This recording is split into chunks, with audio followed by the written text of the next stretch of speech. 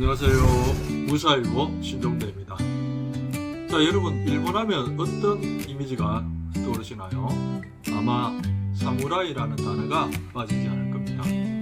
에도마쿠가 무너진 지 약 150년이 넘었지만 일본 사회 곳곳에는 여전히 무사히 그림자가 남아있습니다. 사무라이 블루, 사무라이 재팬이라고 들어보신 적 있을 겁니다. 사무라이 블루는 일본 남자 축구 대표팀, 사무라이 재팬은 야구 대표팀의 애칭입니다. 일본인들이 국가 대표팀에 이 이름을 붙인 것은 무사 정신이 일본인의 자부심과 정체성에 깊이 각인되어 있음을 보여주는 것이겠죠. 일본 역사에서 무사가 지배한 시간은 매우 깁니다. 무사가 실질적으로 일본을 지배한 것은 12세기 말 카마쿠라 막부에서부터 메이지 유신 직전까지 약 700년이라는 긴 세월이었습니다. 오랫동안 일본을 지배해온 것은 문인도 귀족도 아니었기 때문에 일본 문화는 다른 동아시아 국가와 달리 무사의 생활 양식과 가치관을 기반으로 발전했으며 이 긴 세월 동안 만들어진 무사의 가치와 생활 방식은 현대 일본인들이 의식하지 못하고 있지만 일상생활 속 다양한 형태로 존재하고 있습니다. 예를 들면 세습의 전통, 조직의 의사결정 방식 이뿐만 아니라 무사와는 상관이 없을 것 같은 종신고용, 연공서열, 장인 정신도 무사와 관련성이 많고 우리나라나 중국과는 다른 양자제도, 일본인의 이름체계, 심지어는 여행 문화와 종교 생활에서도 무사의 영향은 매우 깊습니다. 지금 언급한 것들은 앞으로 하나하나씩 소개해 나갈 생각입니다.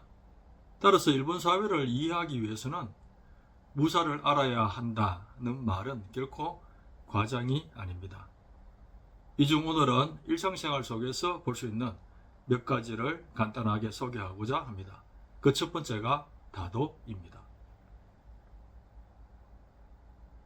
다도는 중세 무사사회, 조금 더 정확하게 말하면 생곡구 시대, 전국시대죠. 무장들에게 있어서 매우 중요한 문화였습니다.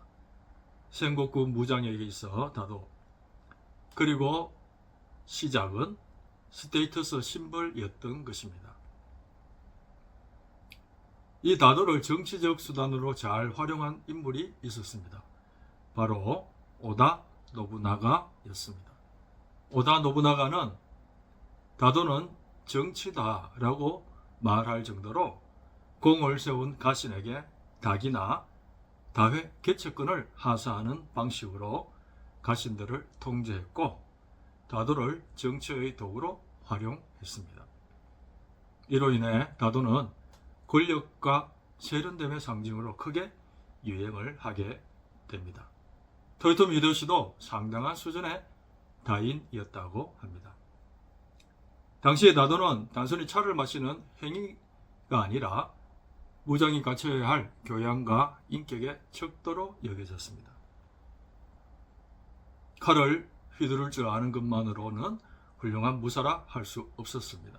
실을 짚고 차를 다리며 조용한 공간에서 마음을 다스릴 줄 알아야 진정한 무사로 인정받았던 것이죠. 다도는 무사의 교양이자 자격 증명서였던 셈입니다.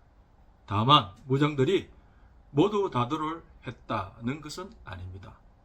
이후 다도는 근세에는 상인들의 교양이 되었고 근대 이후에는 여성의 생활예술로 발전했으며 지금은 일본의 품격을 대표하는 문화가 되었습니다.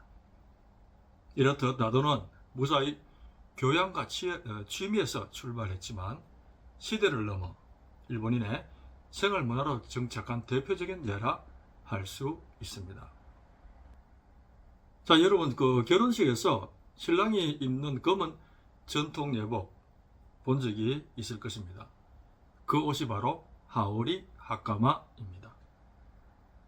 원래는 에도시대 무사들의 약식 예복이었는데 메이지시대 이후 국가 공식 예복으로 지정되어 오늘날 결혼식 등 가장 중요한 자리에서 남성이 입는 최고 예복으로 자리 잡았습니다. 현대 일본의 격식 있는 남자 복장의 뿌리는 바로 무사 예복에서 비롯된 것이죠. 전통 머리 모양은 단순한 유행을 넘어 그 사람의 신분과 격식을 드러내는 중요한 이정표였습니다. 에도시대 남성들은 사카야끼라 해서 앞머리를 밀고 상투를 들었는데, 이것은 투구를 썼을 때 머리에 열이 오르는 것을 방지하기 위한 무사들의 실용적인 선택에서 시작되었습니다. 그것이 점차 남성들의 일반적인 양식으로 정착되었던 것입니다. 이 상투의 굵기나 모양만 봐도 신분이나 나이, 취향을 가늠할 수 있었습니다. 조선시대의 갓의 크기나 재료로 신분을 나타냈듯이 일본은 상투 크기와 모양으로 이를 구분했습니다. 상투는 위에서 보면 모양이나 크기가 달랐는데요. 무사나 서민 모두 두 번 접은 모양의 상투가 기본이지만 무사들이 들었던 상투는 오이쪼라 해서 큰 은행잎 모양의 상투입니다. 위엄과 권위를 상징했습니다. 반면에 코이쪼는 일반 서민들이 들었던 작은 은행잎 모양의 상투입니다. 일본의 국기라 부르는 서모에서 무사의 상징이라 할 수 있는 머리 모양을 볼 수 있습니다. 오늘날 서모 선수, 리키시라고도 하죠. 서모 선수들이 승급하며 최고의 격식을 갖출 때 하는 머리 모양이 바로 무사의 상징인 오이쪼입니다. 이는 스모라는 스포츠가 단순히 힘을 겨루는 경기를 넘어 일본의 무사 전통과 정신을 계승하고 있음을 보여주는 시각적 증거라고 할 수 있습니다.